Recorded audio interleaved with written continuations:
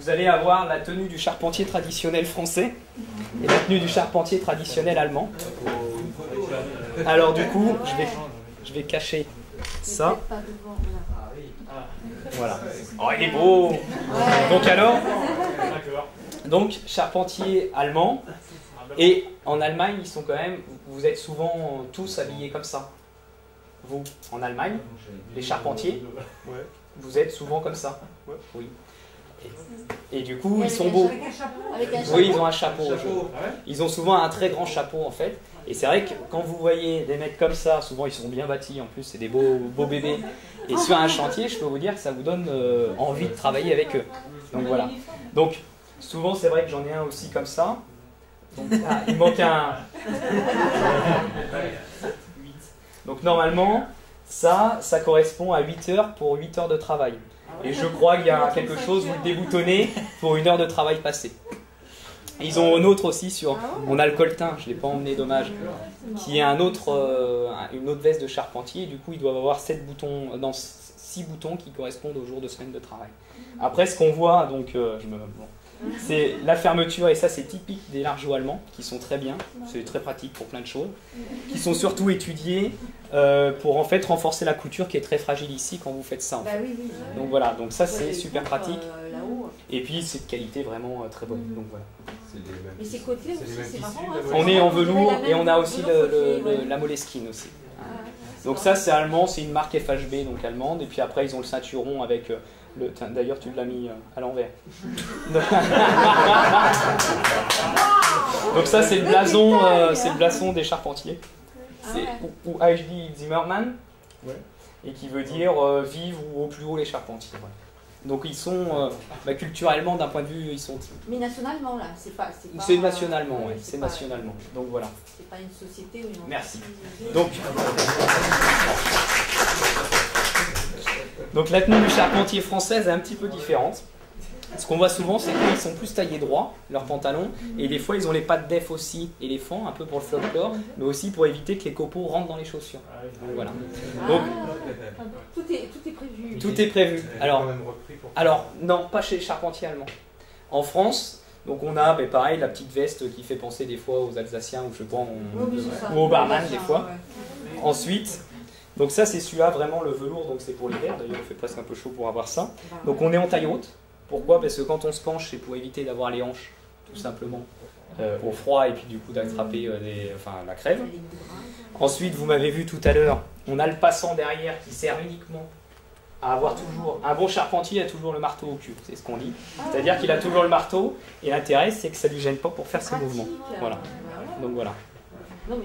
Donc ça sert uniquement à ça.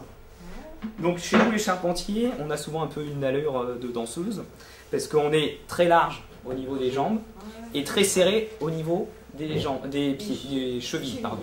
Pourquoi? Pour pas qu'on se prenne quand on est en élévation dans les bouts de bois.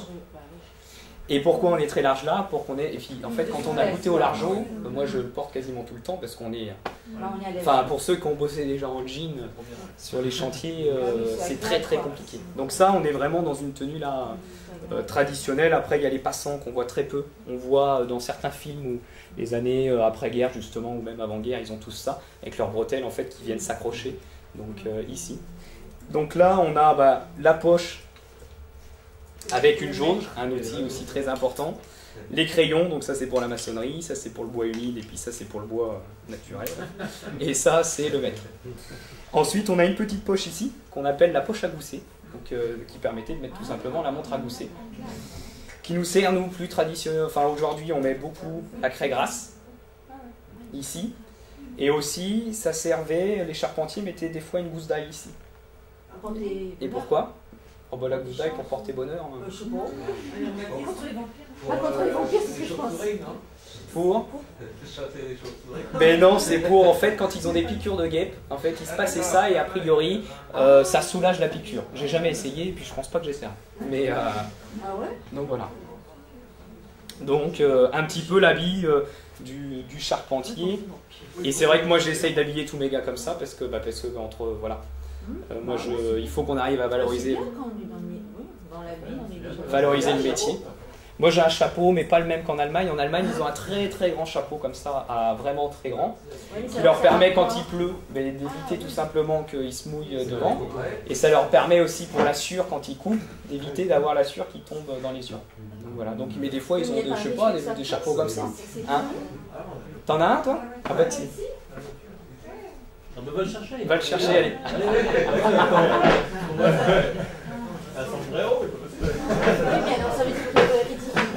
Non, non, non.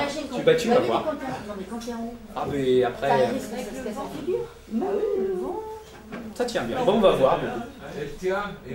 Non, moi je ne l'ai pas, mon chapeau. Mais moi, c'est un chapeau classique.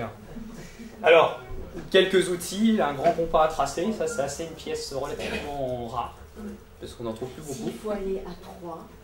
Je suis allée visiter la il y a des musées. Hein. C'est magnifique, et justement réalisé par des compagnons. Hein, tu y allais ou pas? Pas là-bas, mais j'ai déjà entendu. Il y a des milliers de pièces, justement, à voir à Troyes. Magnifique. Ouais. Des outils très très anciens. Ah, voilà. Donc ça, c'est un chapiot allemand. Et du coup, des fois, ils en ont même des plus grands. Et du coup, ben voilà. Ce qui est quand même assez, il est quand même assez rigide. Ah oui, ça tire bien. Voilà. Donc je sais pas quelle tête que j'ai, mais...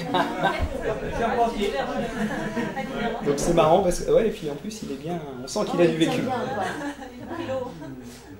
Tac.